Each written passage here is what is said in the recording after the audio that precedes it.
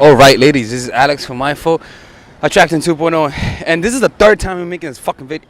This is the third time it's me making this video, and we're gonna be talking about how to empower your man. And the reason why I found this question to be kind of good, and I wanted to make this video, is because I've been getting this question a lot, especially with women who have guys who are not that motivated, who have guys that just seem to enjoy mediocrity, and a lot of the times I really don't recommend you women working on little projects, and guys are not cars that you could invest in and whatnot. But I definitely see how you could definitely empower a guy to motivate him. Now, a lot of the times that has to do with him as well. Is nature versus nature versus nurture to some way. I could show you guys how to do it. There are 5 different ways to do this. These are not all the best ways. No, these are not all of the ways. But from my experience, these are the ways. All right, so let's get started. The first one is orchestrate moments of need. Create moments when you need him. All right, because a lot of times, a lot of people want to feel needed. A lot of people want to feel like they've done something of importance in their life. And so whenever they're with their woman, and a lot of women, they act like they don't need you. They don't want guys to do things for them because they're a woman and they're powerful. So like, I don't need a man. The problem though is that it makes a guy feel useless. A lot of the times you want to feel needed, because what tends to happen is that when you feel like you help somebody out, it helps your self-esteem. You feel stronger. You feel validated, especially if you're helping your woman. And so it's better to orchestrate moments of need.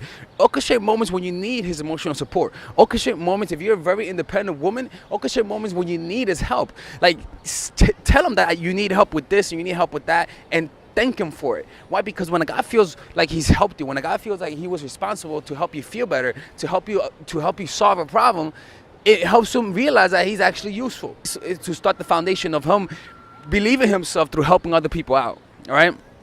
So the second one is get them to try new things with you. First thing is showing them that they can learn something. What's more important, getting good at something, and then putting yourself in a position where you will need to learn it again. For example, tell them that let's go to CrossFit for a whole month and see if we could do it. Like, just make it a challenge. Tell them, hey, let's see if we could go to the gym every single day for a month. I don't think I could do it, but let's see if we could try it. Like, tell them, hey, let's go run a marathon. Let's just see if this could happen. Like, create that camaraderie where both of you guys are in it together. All right, and so the whole point about this is to put yourselves in the position where you guys have to learn, where you guys have to go through the growing pains. Like, start doing yoga and say, damn, I can't stretch. Let's see if we can start stretching and be more flexible. Why? Because something about success. For example, for me, what gave me the little success that I have in my life was basketball. That's the first thing. Was playing basketball. I sucked at playing basketball, and I always thought I sucked because I sucked. The problem was that I never really practiced the fundamentals. I never really sat down. No, I've never really went to the gym alone and practiced my form consistently, like an hour a day. My form. I never did that. As soon as I started doing that, I realized that in order to get good at basketball, it's not about how much you play basketball, but how much you practice fundamentals. And then you get the comfort. And then in order to improve on that, you got to once again find a way to be uncomfortable and then get good at that. And once you understand it at an emotional level, not intellectually, but at an emotional level, what it is to get good, suddenly you could begin to apply it to all the areas. So when it came to business, and I sucked at business and making money, I said to myself, Alexis, remember, this is how it is. In the beginning, it's hard. In the beginning, this is how it is. So you are uncomfortable right now, but that means that because you're uncomfortable, what's waiting for you is the success that you have in mind.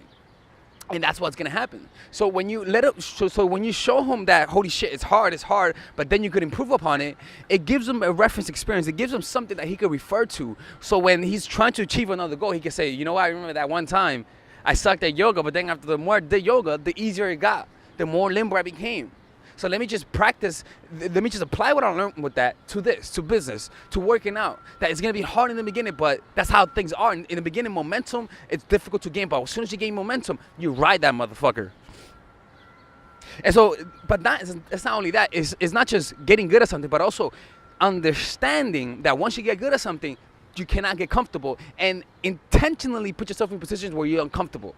Like, it's literally showing him the process of learning. Once you get good at the foundations of yoga, then you gotta start again and suck at it through going to the intermediate level and start stretching parts of your body you didn't think you could stretch. The third one is have him help you stay consistent. Be the example.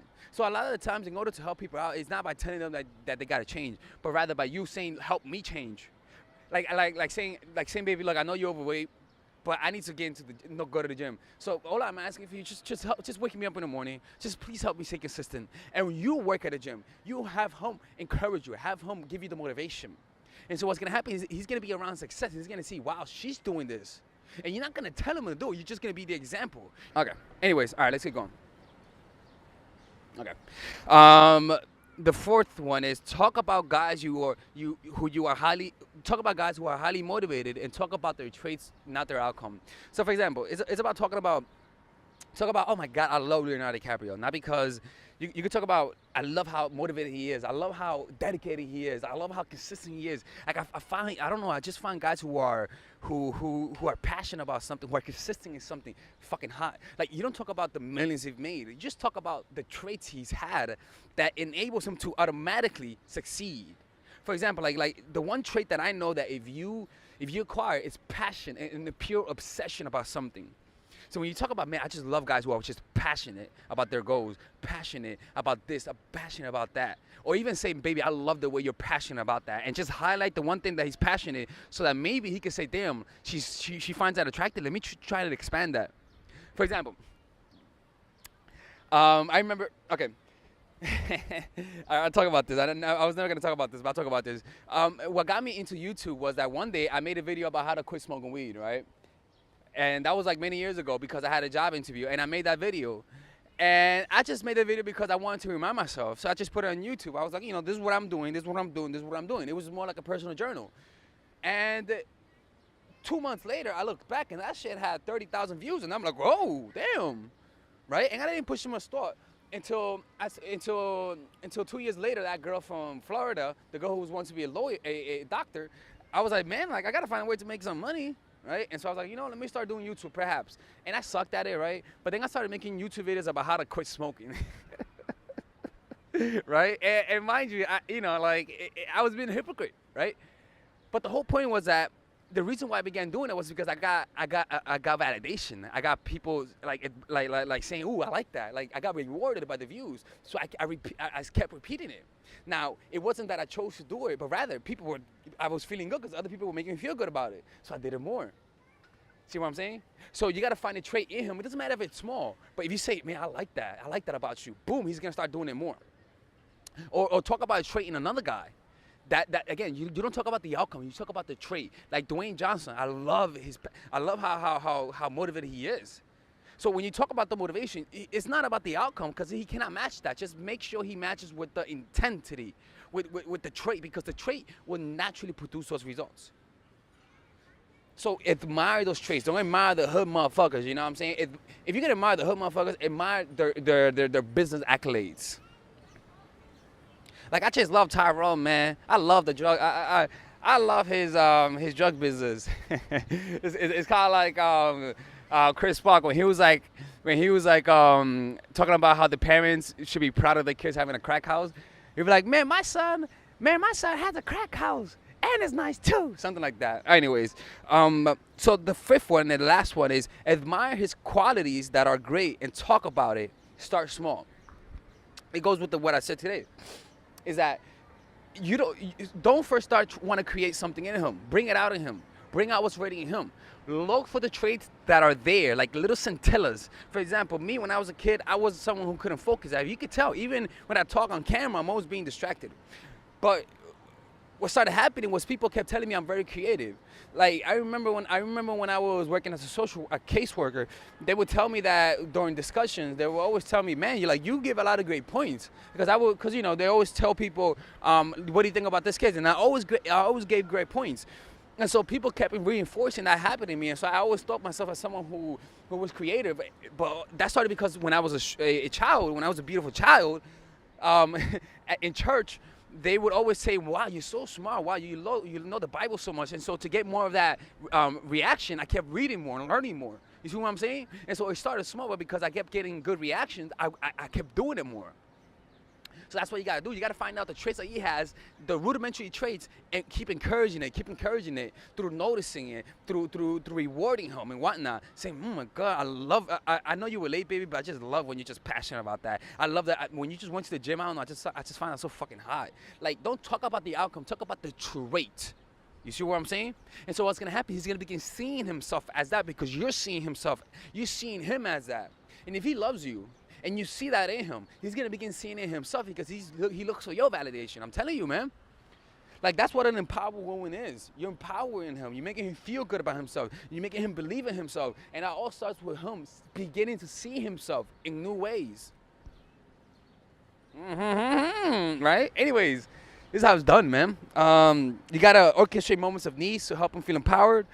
Get him trying new things. Have him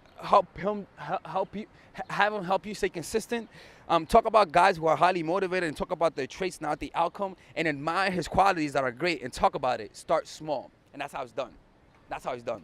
You see, another one would be actually just talk about his potential. Talk about the things that he admires to do, and just talk about it. Ask him, what would you do if you actually achieve that? What would you do if this actually happened? Imagine how you would look like. Oh my God, you would look so sexy if you were this, if you were that. You see, you just start speculating, start dreaming with him. All right? Talk about his childhood dreams. And just talk about it. When you just talk about it, it creates a dissatisfaction, a need in his heart. And so maybe it'll motivate him to take some action. Who knows, right? But this is it, man. Bye-bye. I'm still here, guys. I just got to turn this off. That's all. All right, ladies and gentlemen, if you guys ever want to learn how to use your feminine energy to influence people, learn how to use your masculine energy to become more assertive, and also learn how to blend both energies to improve your dating life, your spiritual life, honestly, your relationship life, your family life, your career life, this is the course for you. If I had to make a course for my nieces, I have two nieces, one is 19 and one is 15. 16. Holy shit. Oh my God, he's a bad fucking uncle. He's a bad uncle. Get him. Shut up, Melissa. You should get this course, right? And this is the course that I will make for them. So, for example, watch the curriculum, right? In the first week, we're going to be showing you how to establish a strong masculine foundation without letting it hurt your feminine energy. This masculine foundation is a source of who you are, right? It's your bodyguard. Without this, whatever feminine energy you create will be destroyed by the outside because your masculine is your shield. So we'll talk about goal setting. We'll talk about how to develop a serious attitude. We're going to be talking about how to use more logic, how to use more goal-oriented behavior. It's more how to be a man. Now the next one is how to embrace the feminine energy, right? This one would teach you about how to minimize excessive masculine traits, developing self-awareness, healing abundant feminine energy, regulating your emotion, mastering voice qualities and facial expressions, surrendering control, and allowing pain to be felt. This is honestly, this will supercharge, like Kaioken, your masculine energy. After that, we have femininity in the workplace and how to be feminine in the workplace without letting people take advantage of you, and the nuances of how women on power should behave versus women who are subordinates in the workplace, and even the dress code. This is based on psychology, people. It's kind of insane. I'm actually excited about this one. The next week, we talk about navigating the labyrinth of male and female friendship. And this, a lot of women find confusing, so we talk about that. And how to identify envious friends, how to identify the good friends, how to keep male friends, and how to keep female friends. Week 5, we talk about how to release the burden of the past and stop and destroy mental projections. This is actually really powerful. And then week 6, we talk about how to increase your observational power so that you can read people better. And we have a bunch of bonuses. The course starts at $99, and you guys can pre-order the course today at $69 before it goes out. If you're watching this, most likely I'm in the meditation retreat, so I will be praying for all of you guys. And just click on the description down below of the video. Right there, you'll see it, and you could pre-order that course. It's gonna be out by the end of next month or the beginning of February of March. One of the two, people, because I have a 10-day retreat to do, and I want to finish the course after the retreat because I think the ideas are gonna be so much better. All right, man. I'll see you guys later. Pre-order, man. Oh, I'm closing the channel.